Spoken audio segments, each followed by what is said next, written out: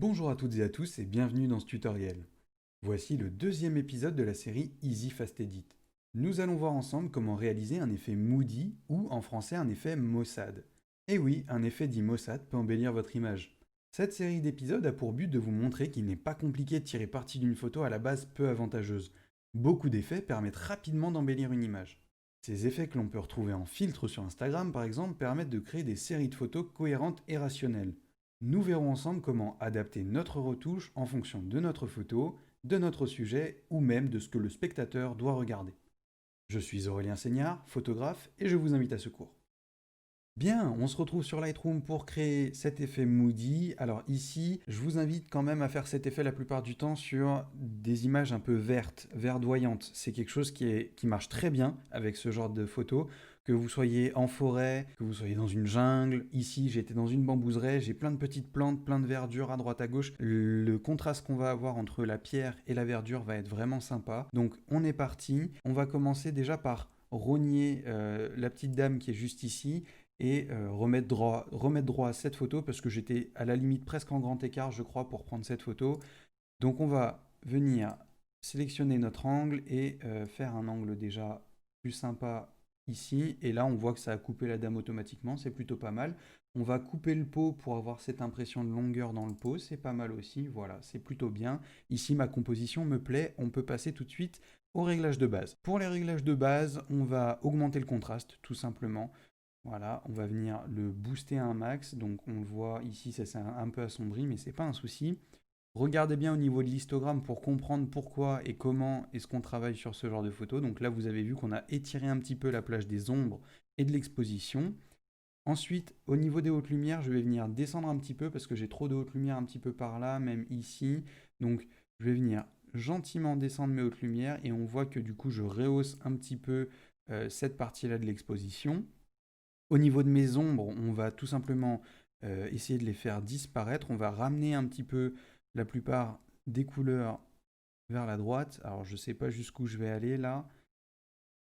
Ok, alors plus 100 c'est peut-être un peu trop. J'ai eu un petit moment de freeze.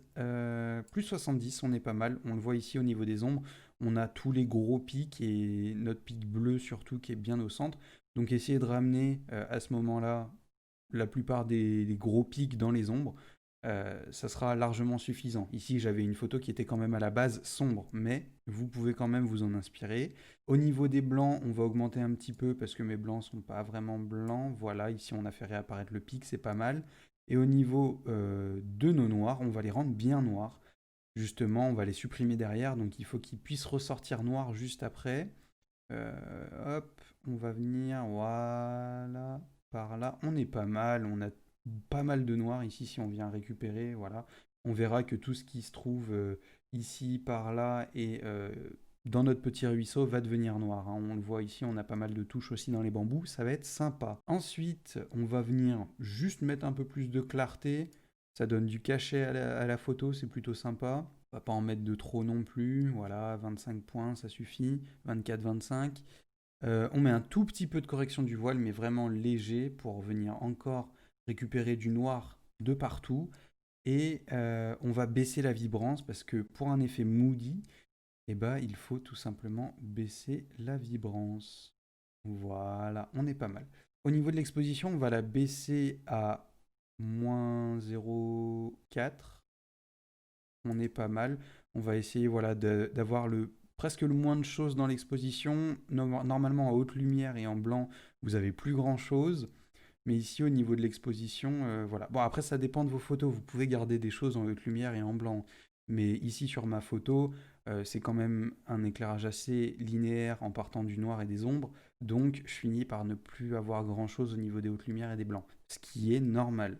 Pour vous, vous pouvez très bien avoir des hautes lumières. À ce moment-là, je vous invite à soit les baisser un petit peu, soit essayer de ramener ces hautes lumières dans l'exposition, tout simplement. Ensuite, on a fait nos réglages de base ici, donc on a mis notre image, on va dire, en flat de ce qu'on veut avoir.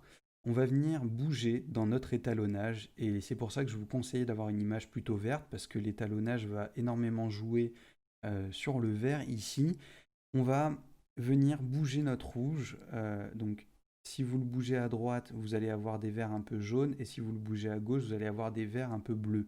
Forcément, donc nous, on va essayer de récupérer un petit peu des verts jaunes, donc je vais venir le mettre à plus 20, voilà, par exemple, et je vais descendre un tout petit peu la saturation. Ça va nous créer un effet moody un peu chaud juste là, mais ça va le contrer juste derrière.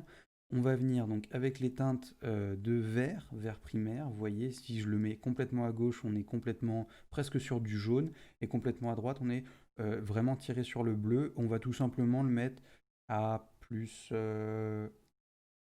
77, c'est pas mal. Et on va venir resaturer un petit peu tout ça. Voilà, pour avoir des verts un peu bleus. C'est vraiment sympa cet effet. On commence à rentrer dedans, c'est vraiment cool. Ensuite, au niveau du bleu, bah, tout simplement, si je le baisse, on est sur des teintes un peu rougeâtres. Et si je le monte, on est sur des teintes pardon, complètement cramées et verdâtres. On inverse le tout. Donc ici, on va se mettre à plus 7. Ça suffit amplement. Voilà, on est pas mal. Une fois qu'on a fait notre petit étalonnage des couleurs, il n'y a pas besoin de toucher la teinte au niveau des ombres parce qu'on va justement après se rendre dans le virage partiel. Mais pour l'instant, on va venir dans le TSL couleur. Donc euh, pour ne pas vous embêter à chaque fois, sauf si vous le voulez, à sélectionner teinte, saturation, luminance, vous pouvez cliquer sur tout, ça fait tout apparaître. Et on va venir dans les saturations, resaturer mon vert, tout simplement. Voilà, on va venir mettre un petit plus 18. On le voit qui ressort légèrement sur la courbe juste ici. Et en luminance, on va éclaircir un petit peu nos verts aussi. Voilà, plus 19, c'est pas mal. Ici, je vais réaugmenter un tout petit peu. Ouais, là, on est bien. Voilà, ok, nickel. On va juste baisser un tout petit peu la luminance des bleus-verts parce que vous le voyez, les bleus-verts sont un petit peu par ici, par là. On le voit, hein, si je l'augmente au maximum et que je le baisse, vous voyez la différence. Je vais venir le baisser un tout petit peu pour mettre de l'uniformisation dans mon image, pour uniformiser les couleurs et les lumières de mon image. Voilà. Parce qu'ici, c'était un peu trop clair par rapport au reste de l'image. Et l'effet moody, en général, on a du contraste, mais pas dans les couleurs. Ça veut dire que on a l'impression qu'il y a un filtre un petit peu vieillissant par-dessus l'image. C'est ça qui fait l'effet moody. On le voit juste après, hein. Donc là, on va se rendre dans les virages partiels. Et c'est ici que c'est assez sympa. On va rendre notre lumière en vert. Donc on va venir sélectionner un vert le plus proche possible. Voilà, 130, on voit qu'on est dans le vert. Et on va venir le saturer un tout petit peu. Donc si je le sature complètement, toutes mes hautes lumières vont être saturées en vert. Je vais venir le saturer un tout petit peu. Voilà, comme ça par exemple. Et mes ombres, je vais, pour l'effet moody, les saturer en bleu. Donc pas un bleu sombre ni un bleu trop clair. On va essayer de prendre le bleu standard au milieu. Voilà, 210, entre 210 et 215, et on va le saturer un tout petit peu aussi, pas de trop, il faut faire attention. Au niveau de notre balance, et bah, tout simplement, c'est très léger en général comme changement. Plus vous allez à droite et plus vous tirez sur la haute lumière, plus vous allez à gauche, plus vous tirez sur les ombres. Ici, on veut tirer légèrement plus vers les hautes lumières, donc on va balancer un tout petit peu plus vers les hautes lumières pour avoir cet effet verdâtre un petit peu sur notre photo, tout simplement. Ensuite, et ben là, on va appliquer tout simplement l'effet Moody. Donc, il faut bien venir cliquer pour arrêter la modification des courbes à points, hein, parce que si vous êtes là, vous pouvez modifier votre courbe avec des petites tirettes. Ici, on veut sélectionner des points sur notre courbe, et on va venir créer 2 points à peu près au centre, voilà, au niveau des ombres par-ci et au niveau des hautes lumières par-là. Et vous allez voir, c'est très très simple, l'effet Moody se fait à ce niveau-là. Vous allez prendre votre point noir et vous allez le monter et vous voyez votre histogramme en haut qui fait totalement disparaître des noirs, c'est-à-dire qu'on n'a plus aucune couleur dans les noirs et vous avez l'effet Moody qui vient d'apparaître. Et rien que là, on a fait déjà pas mal de modifications, mais on a déjà une belle modification au niveau de la teinte et de l'ambiance de notre photo, tout simplement.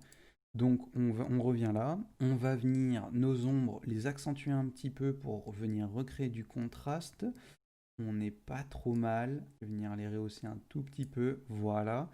Et ensuite, les points clairs, bah, tout simplement, on va leur monter un tout petit peu pour redonner de la clarté et du contraste. Et nos blancs, on va pas les toucher, ils restent à 100%, c'est du blanc. Je vais peut-être juste remodifier un tout petit peu. Voilà. ça, pour faire un petit peu moins sombre. On n'est pas trop mal à ce niveau-là. On va dire qu'on a fini tous nos réglages de base et maintenant on va pouvoir venir agrémenter autour de notre image pour venir mettre en lumière ce qu'on a envie que les gens regardent, tout simplement en utilisant des filtres radials. Alors ici, on va dire que ce qui est le plus intéressant, c'est le mouvement de l'eau juste là et dans la linéarité de l'eau qui tombe, on a la flaque juste au-dessus et la petite plante. Donc on va venir essayer de mettre en lumière ça. Donc je vais venir mettre ça en lumière. Ici au niveau des réglages, je vais donc augmenter mon exposition.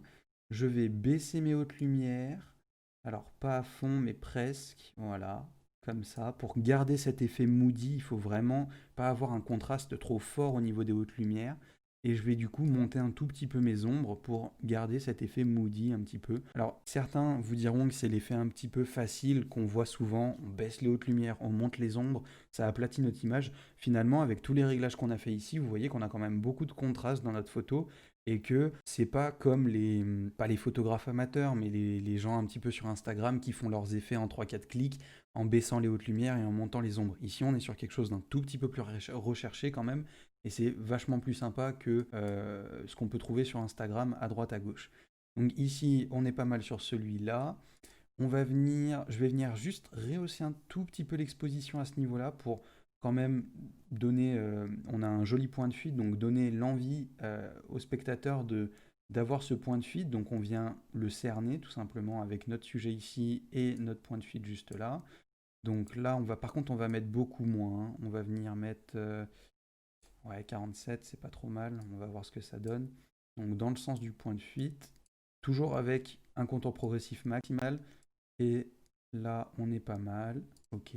Ensuite, juste pour venir homogénéiser un petit peu cet endroit-là, je vais venir recréer un filtre radial et baisser un tout petit peu l'exposition. Alors, on va essayer de le créer dans le sens de la brique pour éviter tout souci. Donc, comme d'habitude, on prend nos deux points et on les met sur l'arête de la brique. Je vais venir baisser un tout petit peu ça, comme ça on a l'impression que c'est un peu plus plat. Et je vais venir baisser l'exposition, voilà, pour créer un petit peu cet effet juste là. C'est pas mal. Là on est bien. Je vais juste peut-être bouger cet endroit-là que je trouve un tout petit peu trop lumineux. Je vais venir mettre un filtre radial à l'intérieur. Voilà. On va venir baisser du coup notre exposition, pas de trop non plus. Ouais, ok. Et baisser nos hautes lumières aussi. Ok, on est pas mal. On est pas mal du tout. Hop, je viens juste régler un tout petit peu mon filtre. Et ben voilà, on a un résultat qui est très satisfaisant. Vous l'avez fait en moins d'un quart d'heure, 10 minutes. Franchement, pour des petits effets photos sympas, je trouve que c'est vraiment cool. Ça change totalement la dynamique de notre photo et voici le résultat. Merci d'avoir participé à ce cours, je vous souhaite de bonnes retouches photos et à très bientôt.